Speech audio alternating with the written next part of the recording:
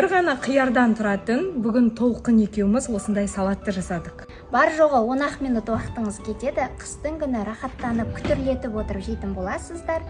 Ал кеттік достар. Алдымен қиярымызды дәл видеодағыдай осылай турап алатын боламыз.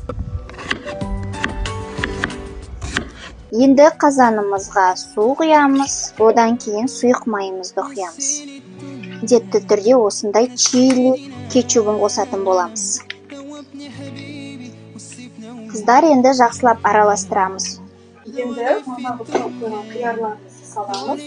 Одан кейін бір бұрқ етіп қайнағанын күтеміз. Осы қиярдың үстіне уксусты құямыз. Одан кейін мөлшерімен қант саламыз. Сосын ең соңында тұзды осылай салып шығатын боламыз. Қиярымыз бір бұрқ етіп қайнады. Енді сарымсақты алдын ала